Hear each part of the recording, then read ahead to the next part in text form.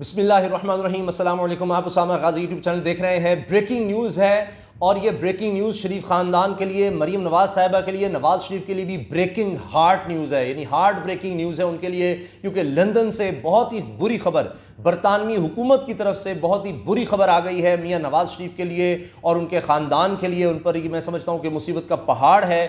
पता नहीं अभी इनका क्या बनेगा। कई उनके पास ऑप्शंस हैं, उस पर भी मैं बात करूंगा। लेकिन पहली बड़ी चीज़ ये है कि नवाज शरीफ का बरतानवी हुकूमत ने वीज़ा मंजूर नहीं किया, यानी उनकी वीज़ा की तौसी में दरख्वास्त मंजूर नहीं की। उनका वीज़ा अब ख़त्म हो गया है। वीज़े की दरख्वास्त मंजूर ना होने का मतलब यह है कि अब उनके पास बरतानिया में रहने का इजाज़तनामा नहीं है।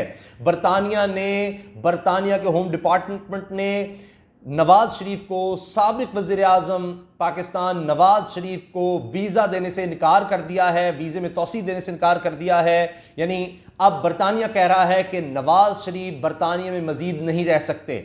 ये बहुत बड़ी खबर है। अब नवाज शरीफ समझ रहे थे कि वो बहुत ताकतवर हैं, उनके वहाँ पर बड़े ताल्लुकात हैं और वो कह रहे थे बरतानिया बड़ा इंसाफ होता है, और वो बड़ा सोच समझ कर यहाँ से गए थे, ये समझ कर के वहाँ पर उनको कुछ नहीं कहा जाएगा और सब चीज़ें वहाँ पर सेटल करके वो गए थे।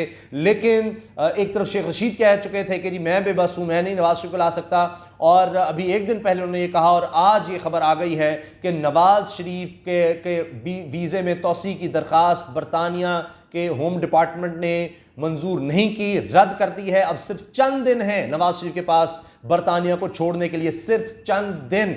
और ये बड़ी बेइज्जती की बात है नवाज शरीफ के लिए, और जाहिर है कि उनके लिए ये बड़ा मुश्किल हो गया। उनकी प्लानिंग में ये चीज़ शामिल नहीं थी और बड़े कॉन्फिडेंट थे, और बाकायदा उन्होंने जाहिर है कि वहाँ की बहुत महंगी लॉ फर्म हायर की थी जिसकी तरफ से दरख्वास्त दी गई थी।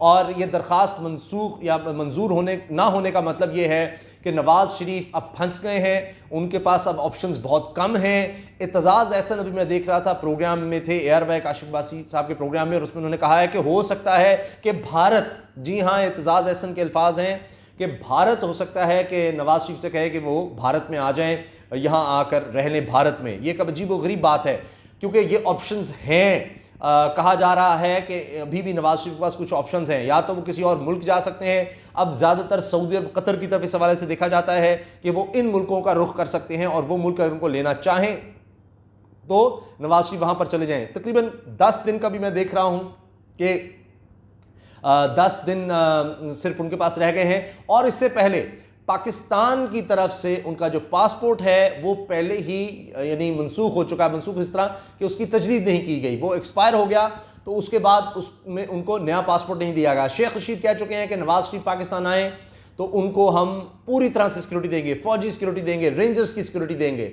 और बरतानिया के होम डिपार्टमेंट की तरफ से वीज़ा तौसी की दरख्वास्त मुस्तरद की गई है। तो अब ये नवाज शरीफ के लिए लम्हे फ़िक्रिया है, क्योंकि फैसल वाडा ने भी ये कहा था, वफाकी वज़ीर हैं, और उन्होंने फैसल वाडा साहब ने चंद दिन पहले 3 अगस्त को ये कहा था, उनके सेनेटर हैं बल्कि अब तहरीक इंसाफ के, फैसल वाडा ने कहा कि बरतानिया ने नवाज शरीफ के वीज़े में तौसी की दरख्वास्त मुस्तरद कर दी है। इनका कहना है कि अब नवाज शरीफ फैसले के खिलाफ अपील करना चाहते हैं। ये एक मफरूर के चेहरे पर थप्पड़ है। और फैसल वाडा ने कहा कि नवाज शरीफ के पास नजर सानी अपील का ऑप्शन मौजूद है, मेरे ख्याल में इन्हें वापस आकर सीधा जेल जाना चाहिए।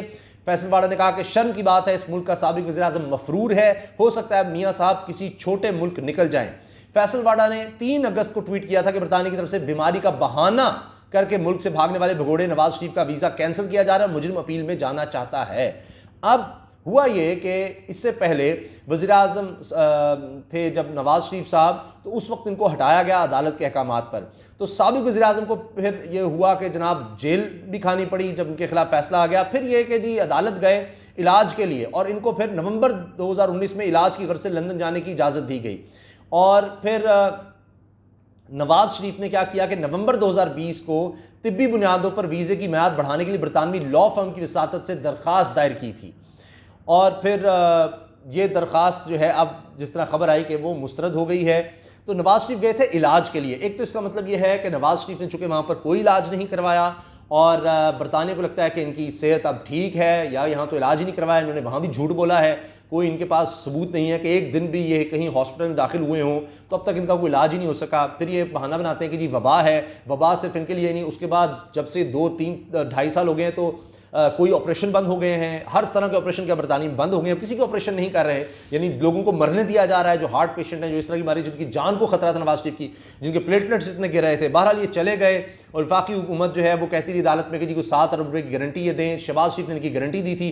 4 हफ्ते के लिए अदालत ने लाहौर हाईकोर्ट ने इनको इजाज़त दी थी इलाज की गर्ज से, और वो इलाज फिर साल से जारी है, वही नहीं रुक रहा। और अब एक और बात जो एतजाज़ अहसन साहब ने कही वो ये कि जी पंजाब हाई कोर्ट ने, पंजाब का नाम लिया, लाहौर हाई कोर्ट से बेल की कोशिश भी करेंगे, अगर उनको वापस पाकिस्तान आना पड़ता है तो कि वो उससे पहले बेल करवा लें। और नवाज शरीफ के लिए कतरी शहजादे खत लिखने को तैयार हो जाते हैं, इन्होंने ज़ाती ताल्लुकात बनाए हुए हैं। अब ऐसे किसी मुल्क जाएंगे जहाँ ज़ाती ताल्लुकात हैं, और फिर ये भी कर सकते हैं कि यहाँ पर अदालत में हंगामा करवाएं, सड़कों पर हंगामा करवाएं, ताकि हाई कोर्ट पर ये एक प्रेशर डालें कि वो इनको रिलीफ दे दें।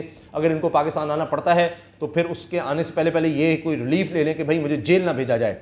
तो अब हुआ ये था कि बरतानिया पर बड़ा प्रेशर था।